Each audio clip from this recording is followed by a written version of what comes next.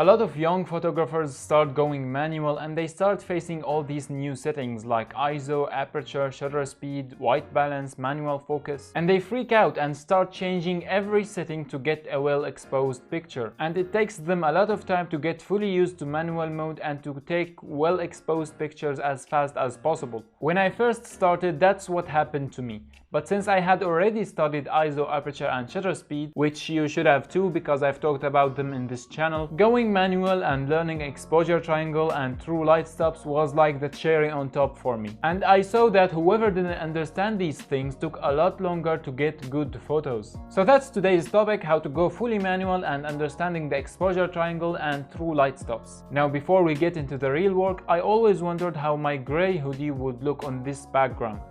Let's see. Looks awesome, right? Okay, so exposure triangle is made of 3 points. The first point has ISO and the 2 other points has aperture and shutter speed. Let's hit it off with an example. Let's say that you were shooting basketball or soccer players and you wanted to capture their fast motion. Here you would focus on shutter speed and go with a fast shutter like 1/500 or 1/1000 of a second. The result of choosing a fast shutter speed is that you cut the amount of light that's going into the sensor. Like we said earlier, shutter speed is time, and the longer it is, the more light that it allows in. But since this is a fast shutter speed, the image might be a little dark.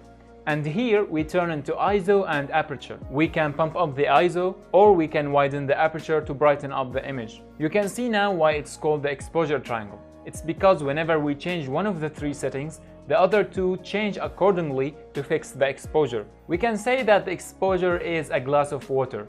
You don't want it to be over full, that's overexposed, and you don't want it to be empty, that's underexposed. You want it to be perfectly full. Like not right at the top, a little under the top. That's the perfect exposure in still photography. And we can control the amount of water that we are pouring into the glass by using these 3 settings. One big mistake someone can do is to try and change these 3 settings together to get that perfectly full glass of water.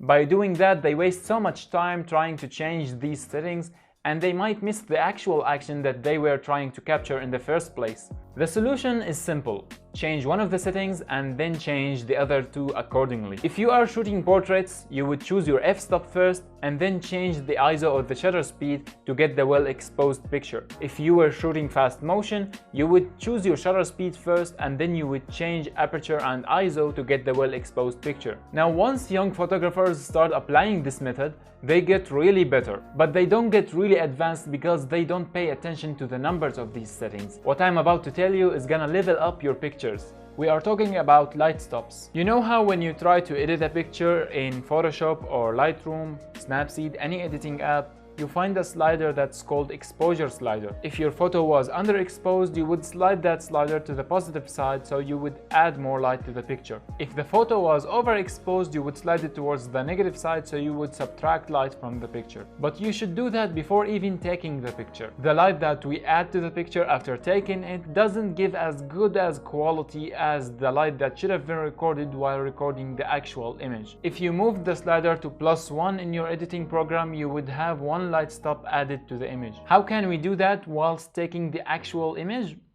Easy. Just remember these numbers.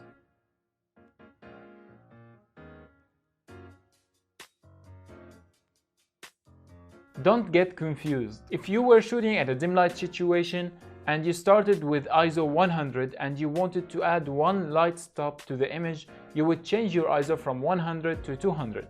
If you wanted an additional light stop, you would change it from 200 to 400, and if you wanted a third light stop, you would change it from 400 to 800 and so on. The same goes for shutter speed. If you started with a shutter speed of 1/1000 and you wanted to add one light stop to the image, you would change the shutter to 1/500 of a second. And if you wanted another light stop, you would change it to 1/250th of a second and so on. As for aperture, if you started with f8, you would go to f5.6 and then f4 and then f2.8 and so on. One light stop means double the exposure. Not knowing these numbers is what makes it go slowly for young photographers. They start rolling the wheel without paying attention to the numbers. What they should have done is use these numbers to get full light stops or half light stop, which gives noticeable exposure difference and allows us to reach the well-exposed picture faster. In summary, choose one setting at a time, and pay attention to true light stops. Now let's answer the questions that you guys asked me on Instagram or here on YouTube. The most exciting question that I got from you guys was from Muhammad Shaheen. He asked me, how can I take a group picture of more than one person? It's a group picture, so they are more than one person. How can I take a group picture of people who are standing and sitting at the same time and have them all in focus whilst still having that blurry background that I usually get in portrait pictures? The answer to this question relies in aperture video. Like we've talked earlier, the focus field is parallel to the lens. So when you are shooting, it's only normal that one of the people will be out of focus because they are not within the focus field. The thing that you should do is that you should shout out loud, people stand side by side so I can take this picture of you, and yeah, that's it. Like just put them, make them stand side by side. You are the photographer. So the solution is simple, just make them stand side by side. You are the photographer, you tell them where to stand. If someone was behind the other, tell him please stand shoulder by shoulder to your friend, and that way you would have them all in focus and still get that blurry background that you wanted. Another question that I got was from Luna Al-Sbai. She said, how can I know that I've advanced in photography? Well, you might need a monitor. By a monitor, I don't mean a screen. A monitor, I mean someone who monitors you. If you have a friend who you consider really good at photography or really knows his stuff, you can simply keep sending your photos to him and he can tell you the mistakes that you are making and basically tell you when you are making better and better photos. Something important that I want to say is don't rely on people's opinions. You might have taken a really great picture, but your friend that doesn't know a lot about photography didn't like it for some personal reasons. That's why you can't always trust your friends with their taste, and that's why you might want to turn to someone who knows in photography. And like I said, once you start noticing the mistakes in your old pictures, you're definitely getting better. Another question that I got was how to turn your background completely black or gray. The question was from Talha. There are many ways to get a black or gray background. One of the easiest ways is Photoshop. You enter the picture into Photoshop, select your subject, and then make the background black.